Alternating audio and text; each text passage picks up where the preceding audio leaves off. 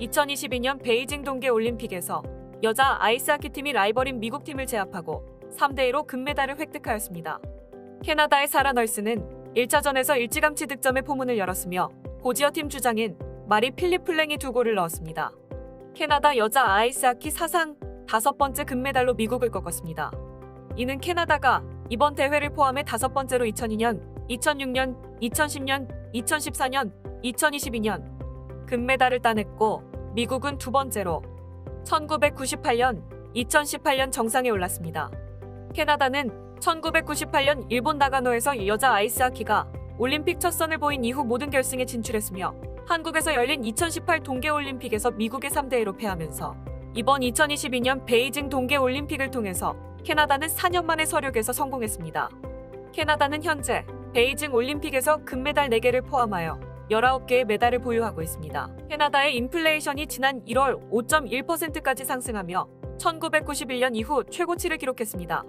캐나다 통계청은 식료품과 기름값과 같은 변동성 높은 품목을 제외할 경우에는 생활비가 4.3% 상승했다고 밝혔습니다. 그러나 4.3%조차도 1999년 이래로 가장 높은 수치입니다. 한편 식료품 가격은 1월까지 1년 사이 6.5% 오르면서 빠르게 상승하고 있으며 이는 2009년 이후 가장 빠른 상승 속도입니다. 계속되는 시위로 인해 식료품 가격은 2월에도 계속 상승할 것으로 보입니다. 휘발유 가격은 한 달 동안 4.8% 올랐으며 이는 작년 이맘때보다 31%나 오른 수치입니다.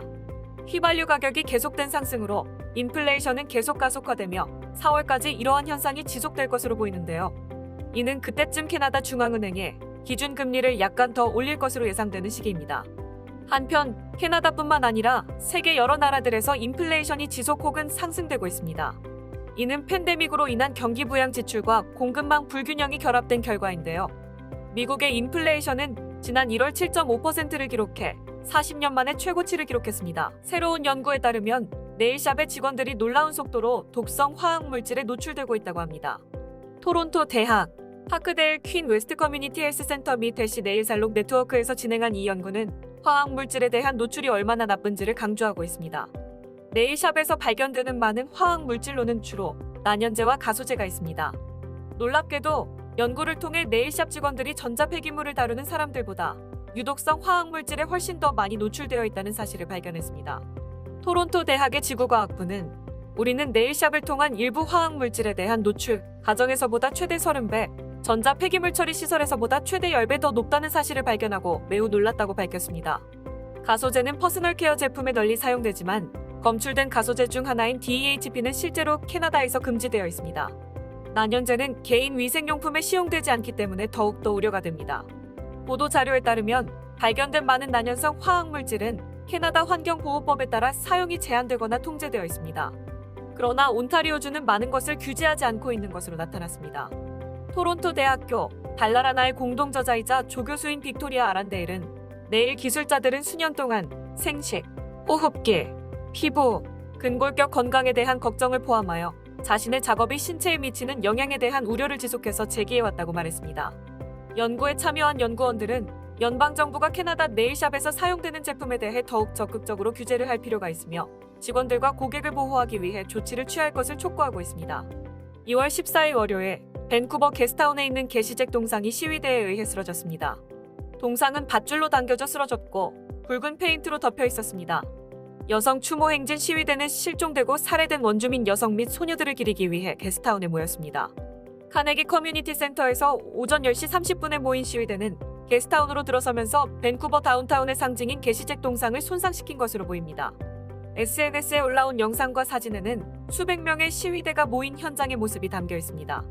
시위대는 게시잭 동상을 파괴하고 그 자리에 미싱 앤 머덜드 인디지니어스 위맨걸스 앤 투 스피릿의 상징인 빨간 드레스 형상을 세워놨습니다. 존 데이튼으로 알려진 게시잭은 말을 많이 해서 허풍스럽다는 의미가 담겨져 있는 게시로 불렸습니다. 오늘날 우리가 알고 있는 게스트타운은 그의 이름을 따서 지어졌습니다.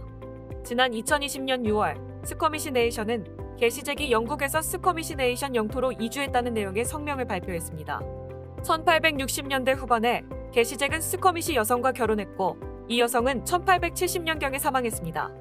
이 여성이 죽은 후 그는 여성의 조카인 스쿼미시 원주민 부족의 12세 소녀 마들린과 결혼했습니다. 1871년에 잭과 마들린은 리차드 메이슨 디튼을 낳았고 게시 잭과 리차드는 1875년에 사망했습니다. 게시 잭이 사망한 후 마들린은 스쿼미시 남자 비귤령과 재혼했습니다. 이들의 후손이 오늘날 스쿼미시 네이션입니다. 마들린은 1948년 8월 10일 노스 밴쿠버에서 90세의 나이로 사망했습니다. 스쿼미시 네이션 원주민들은 자신들의 역사와 조상인 밴쿠버시에 대해 우리 민족의 역사와 관련된 그 어떤 결정이나 우리 민족 이름으로 행해지는 모든 행동에 대해 우리는 관여할 권리가 있다고 주장하고 있습니다. 게시잭 동상이 파손된 것은 이번이 처음이 아닙니다. 2020년 반인종차별 시위에 의해 이 동상은 파손되었고 온라인상에서 완전히 철거하라는 청원이 돌기도 했습니다. 15일 BC주 보건당국의 새로운 발표가 있었습니다. 보건당국은 16일 수요일부터 행사와 모임에 제한을 두었던 수용 인원 및 몇 가지 코로나19 규제를 철회하겠다고 밝혔습니다. 이에 따라 앞으로 술집과 나이트클럽의 인원 제한 없는 영업이 가능해졌으며 규모가 큰 이벤트도 100%로 모든 인원을 초대해 진행할 수 있게 되었습니다. 또 보건당국은 피트니스 센터와 레스토랑의 인원 제한도 풀 것이라고 발표했습니다. 결혼식과 장례식도 마찬가지입니다. 실내외 모든 조직적인 모임 및 행사와 개인 모임 모두 코로나19 규제가 철회되면서 예전처럼 정상적인 진행이 가능해질 예정입니다. 이와 같은 변경은 2월 16일 오후 11시 59분부터 적용될 예정입니다.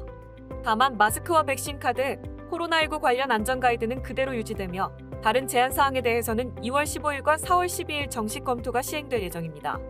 앞서 백신 카드의 경우 6월에 만료될 것이라는 발표가 있었습니다만 15일 발표에 따르면 코로나19 상황에 따라 백신 접종 의무화를 더 빨리 철회할 수도 있을 것으로 보입니다. 최근 존 오건 BC주 총리는 전국 수상회의에서 코로나19를 유행병 분류가 아닌 풍토병으로 취급해볼 것을 제안한 바 있습니다. 이제 BC주는 코로나19 규제로 많은 인구를 보호하는 전략에서 위험도가 가장 높은 사람들을 우선적으로 보호하는 것으로 전략을 바꿀 것으로 보입니다. 마이크 파너스 BC주 공공안전부 장관은 임시조치로 시행되었던 ICBC 온라인 보험 갱신이 영구적으로 유지될 것이라고 발표했습니다. 온라인 또는 전화로 보험을 갱신할 수 있는 이 옵션은 코로나19 팬데믹 초기 몇 달 동안 직접 대면하는 상호작용을 줄이기 위한 임시조치로 도입되었습니다. 올해 온라인 보험 갱신은 5월 1일부터 시행되며 운전자는 최대 44일 전부터 갱신할 수 있습니다. 예를 들어 올해 5월에 보험이 만료되는 사람들은 빠르면 다음 달 17일부터 갱신할 수 있습니다. 컴퓨터, 태블릿 또는 모바일을 통해 온라인으로 갱신할 수 있으며 오프라인에서 대면으로 종전처럼 갱신할 수도 있습니다. 파너스 장관은 또한 앞으로 경찰은 자동차 번호판을 빠르고 효율적으로 식별하고 확인할 수 있는 최첨단 기술의 번호판 판독기를 사용하게 될 것이라며 번호판에 붙이는 보험기간 스티커를 폐기할 것이라고 발표했습니다. 작년 초 ICBC는 팬데믹 기간 동안 사고 접수의 감소와 재택근무가 늘어남에 따른 운영비 감소 등으로 절감한 금액을 고객들에게 돌려주었습니다. 이로 인해 ICBC 고객들은 1회당 평균 $190 수표를 받았습니다. 이 환불금은 운전자들이 보험을 갱신할 때 받는 평균 20%의 보험료 절감액과는 별개이며 작년 초에 고객에게 발행되었던 코로나19 리베이트 수표와도 다릅니다. 버논 경찰서에 따르면 BC주에 사는 한 노인은 최근 가짜 투자 계획에 빠진 후 수천 달러의 사기를 당했다고 보고했습니다. 버논의 경찰은 피해자가 80대이고 전화를 통해 좋은 투자 기회가 있다는 솔깃한 제안을 누군가로부터 받았다고 말했습니다. 금융사기의 용의자는 실제로 피해자를 만났고 결국 은행에 동행하여 수천 달러를 인출했다고 말했습니다. 피해자는 돈을 사기범에게 넘겼지만 가족은 큰 거래를 눈치채고 추가 손실을 막기 위해 경찰에 연락했습니다. 크리스 테레스키 경관은 이러한 유형의 사기는 새로운 것은 아니지만 누군가가 이 정도까지 가서 노인의 집 앞에 나타난다는 사실은 매우 우려스럽다고 말했습니다. 불행히도 많은 금융사기는 젊은 사람들보다 외롭고 사람을 신뢰하는 것에 더 취약할 수 있는 노인들을 대상으로 많이 일어나는 것으로 나타났습니다. BCRCMP는 최근 몇 주 동안 사기범이 손주를 대신해 변호사 행세를 하는 이른바 보석금 사기에 대해 경고했습니다. 손주가 체포되었으며 보석금이 필요하다고 말하는 수법을 사용해 연초부터 수십만 달러의 사기 피해가 일어났습니다. 노인들이 사기를 당하지 않기 위한 몇 가지 팁에는 팔거나 기부를 구하는 사람에게 전화를 하거나 집에 방문하는 모르는 사람과 접촉하지 않는 것이 있습니다. 경찰은 신용카드, 은행 및 기타 개인 정보를 전화로 제공해서는 안 된다고 말했습니다. 또한 공무원은 전화로 어떠한 요금도 지불을 요구하지 않는다고 강조했습니다. 투자 기회나 다른 금전 요구에 대해 확신이 서지 않는 사람은 신뢰할 수 있는 가족 구성원에게 이에 대해 이야기해야 하는 것도 금융 피해를 줄이는 방법 중 하나입니다. 사기 피해를 입은 사람은 돈을 잃지 않았더라도 지역 경찰에 연락해야 합니다. 올봄 북미에서 가장 큰 규모와 사실적인 묘사를 자랑하는 공룡 전시회 쥬라기 퀘스트가 밴쿠버를 찾아올 예정입니다. 공룡을 좋아하신다면 달력에 꼭 표시해두어야 할 것 같은데요. 기간은 5월 13일부터 15일까지 단 3일간입니다. 쥬라기 퀘스트 전시회는 백악길, 쥬라기, 트라이아스길을 여행하며 살아있는 공룡들 사이를 걷게 하는 느낌을 선사하는 전시가 될 것으로 보입니다. 공룡들은 아주 작은 사이즈부터 큰 사이즈까지 전시될 예정이며 실제 사이즈로 만들어진 공룡들은 비늘과 깃털의 정확성을 살리기 위해 전시회 측이 고생물학자들과 협업하는 등 많은 노력이 들어간 것으로 보입니다. 공룡 전시 외에도 공룡 놀이기구와 화석과학 전시회, 거대한 화석 굴착기 등이 준비되어 있으며 다양한 공연도 제공될 예정입니다. 이번 전시는 모험의 형식의 테마가 있어 관람객들은 전시회를 돌아다니며 단서를 찾고 마지막에 상을 받을 수 있습니다. 2022년 5월 13일 금요일부터 5월 15일 일요일까지 진행될 쥬라기 퀘스트는 밴쿠버 컨벤션 센터에서 개최될 예정이며 운영 시간과 입장료에 대해서는 웹사이트를 통해 찾으실 수 있습니다.